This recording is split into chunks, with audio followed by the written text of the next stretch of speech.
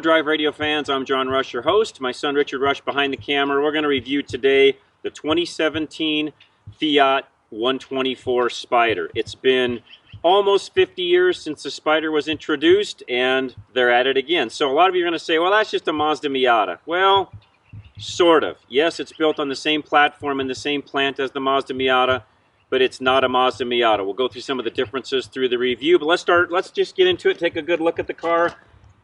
By the way, I like the looks of this car. I like it better than I actually do the Miata. I really love the Miata. Both cars, I think, are going to have, I should say both cars. The Miata already has a cult following.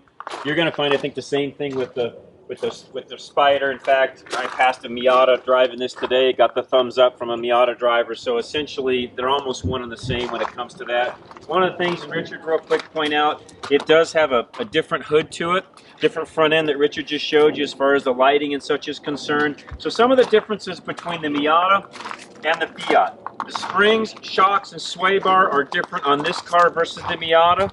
They're designed by the U.S. Fiat engineers.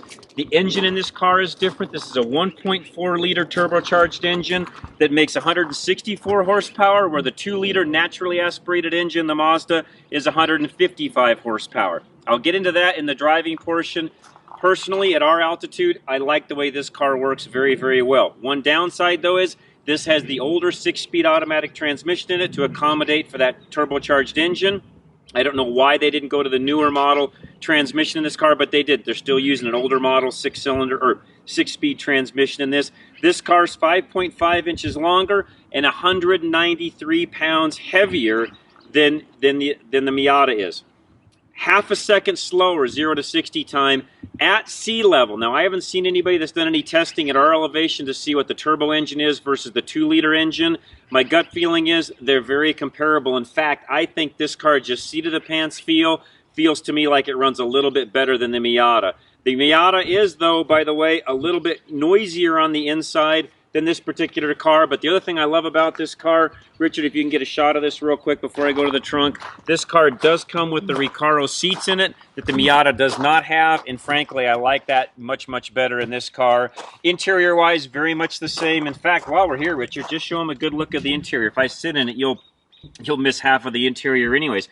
You'll notice it's got basically all of the same instrumentation that you'll find in the Mazda. There's really no difference between that and the Miata. It does have the same, in-dash screen that the Mazda's got. It works exactly the same as the Mazda does as far as all of the interior features go. The radio, the nav, the Bluetooth, all of that is identical. The way the top goes up and down, which we'll show you in just one moment, is the same. And let me grab the key fob and pop the trunk. Not that there's much to show you back here because there is really no trunk to these cars. You get enough to put maybe two very small carry-on type suitcases in here. That's it. You're not going to get anything else in the trunk. So if you're looking for a road trip car, you better pack lightly because you're not going to put a lot of things in this car. But you know what? That's not what you're buying this car for. You're buying this car to go out and have fun. There's a lot of clubs around that you actually can join with this car. A couple of things on this car that I noticed, though, that I would do right off the bat. Sorry, Fiat, just me personally. These big honking badges that are on here, those would have to go. I'd clean the car up by getting rid of some of those things. Now, I probably just offended somebody by saying so, but I love debadging cars. I think they look much, much better when you do. This is one of the first things, personally, I would get rid of. So I tell you what, with all of that, I've pretty much gone through all the differences between this and the Miata. I love driving this car, so I tell you what, let's just get out and we'll drive it. Before I do that, though, we'll stop the recording and I'll show you how the top goes up and down from inside the driver's seat. All right, I want to show you how easy it is to put the top up and down. You pull the lever up here, top comes up. There's grab handles here. Literally, all you do, grab it, pull it, latch it, shut it. It's that simple. In reverse, same situation. Literally, you can pop it down right from the driver's seat. It's that easy to take the top up and down. Great feature, by the way. Mazda, Fiat, love that feature. All right, one other feature we should show you just for grins. See the cup holder? It actually slips into this notch right here, and there's your cup holder. Downside is you got to reach back around to use the cup holder. Not a huge issue. You're not buying this car for the cup holders, but just a side note. And when you pull them out, you can store them in the handy little glove box that's back here. Just stick them in there, and away you go. So simple enough.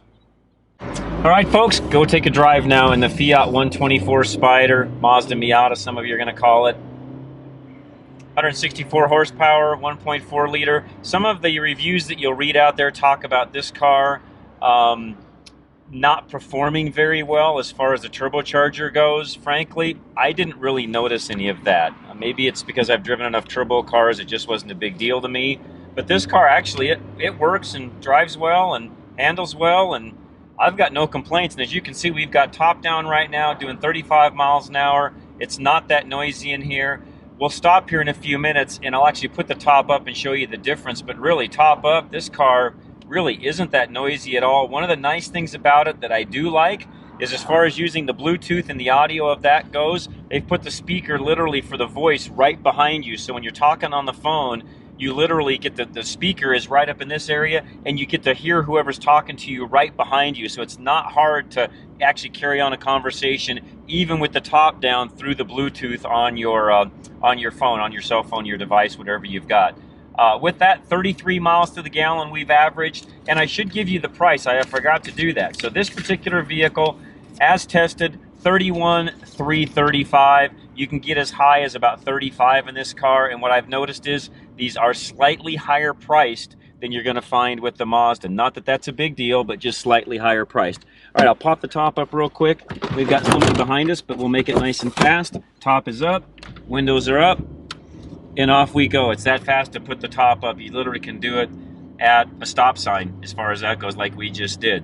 As you'll notice, it's much quieter inside, of course, with the top up than it is with the top down, no doubt there. But this car, even at 75, 80 miles an hour with the top up, not super noisy on the inside. I'll just tell you straight up, fun car to drive. I actually own a Corvette GS, Grand Sport car, and I enjoy driving that car very, very much. But I tell you what, this car is just to have around, hop in it, go out, take a drive, just have this car to enjoy at $30,000. You know what? I can't complain about anything on this car at all. It works well, runs well. We love the Miata. Fiat, you've done a fantastic job on really just sort of extending what the Miata already is and bringing that into your Fiat 124 Spider line. I love this car. It handles well. It drives well.